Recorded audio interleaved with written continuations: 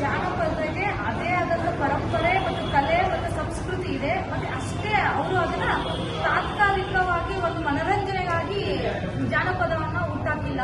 ಅದು ಒಂದು ನಮ್ಮ ಸಂಸ್ಕೃತಿ ಮತ್ತು ಅದಕ್ಕೆ ಒಂದು ಮಹತ್ವವಾದ ಗೌರವ ಇದೆ. ಆದರೆ ಇತ್ತೀಚಿನ ದಿನಗಳಲ್ಲಿ ಕಿರಣ್ ಆಡಿಯೋ ಅನ್ನೋರು ಮತ್ತೆ ಇನ್ನೊಂದಿಷ್ಟು ಯೂಟ್ಯೂಬ್ ಚಾನೆಲ್ಗಳು ಇದ್ದಾವೆ. ಅವರು ಹೆಣ್ಮಕ್ಳು ಅನ್ನದೆ ಅವರು ಬಂದಾಗೆಲ್ಲ ಜಾನಪದ ಗೀತೆಗಳನ್ನ ಮಾಡಿ ಆಡಿಯೋನ ಬಿಟ್ಟಿದ್ದಾರೆ ಸೋಷಿಯಲ್ ಮೀಡಿಯಾದಲ್ಲಿ. ಬಟ್ ನಮ್ಮ ಉತ್ತರ ಕರ್ನಾಟಕದಲ್ಲಿ ಜನ ಅದನ್ನ ಅದು ಸರಿ ಇದೆನೋ ತಪ್ಪಿದೇನೋ ಅಂತ ಆಲೋಚಿಸುವಷ್ಟು ಜ್ಞಾನ ಇಲ್ಲ. ಅಂದ್ರೆ ಟ್ರ್ಯಾಕ್ಟರ್ ಅಲ್ಲಿ ಮತ್ತು ಆಟೋದಲ್ಲಿ ಅದನ್ನ ಹಾಕೊಂಡು ಜೋರಾಗಿ ಸ್ಪೀಕರ್ ಇಟ್ಕೊಂಡು ಪಬ್ಲಿಕ್ ಆಗಿ ಅದನ್ನ ಸಾಂಗ್ ಕೇಳಿಸ್ತಾ ಇದ್ದಾರೆ. ಬಟ್ ಆ ಹಾಡಿಂದ ಹೆಣ್ಮಕ್ಳಿಗೆ ಬಹಳ ಮುಜುಗರ ಆಗಿದೆ ಮತ್ತೆ ಅವರ ಮಾನ ಮರ್ಯಾದೆಗೆ ಧಕ್ಕೆ ಆಗ್ತಾ ಇದೆ. ದಯವಿಟ್ಟು ಸಾಂಗ್ ಬರೆಯೋರು ಜನಪದ ಗೀತೆಯನ್ನ ಗೌರವಿಸ್ತಾ ಇದೀವಿ. ನಾವು ಯಾವತ್ತೂ ಈ ತರ ಯಾರು ಹೆಣ್ಮಕ್ಳಿಗೆ ಅಶಬ್ದವಾಗಿ ಶಬ್ದವನ್ನು ಬಳಸುವುದರ ಮುಖಾಂತರ ನೀವು ಫೇಮಸ್ ಆಗಕ್ಕೆ ಹೋಗಬೇಡಿ.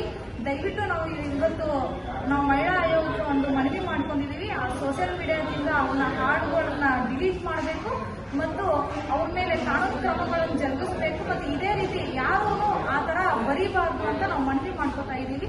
ದಯವಿಟ್ಟು ಎಚ್ಚೆತ್ತುಕೊಳ್ಳಿ. ಹೆಣ್ಮಕ್ಳಿಗೆ ಗೌರವ ಇದೆ, ಅವ್ರದ್ದೇ ಆದಂತ ಮಾನ ಮತ್ತು ಮರ್ಯಾದೆ ಮತ್ತೆ ನಮ್ಮ ದೇಶದಲ್ಲಿ ಹೆಣ್ಮಕ್ಳಿಗೆ ಅಪಾರವಾದ ಒಂದು ಗೌರವ ಕೊಟ್ಟಿದ್ದೀವಿ. ಬರೀ ಅದು ಭಾಷಣಕ್ಕೆ ಮಾತ್ರ ಸೀಮಿತ ಆಗಬಾರ್ದು.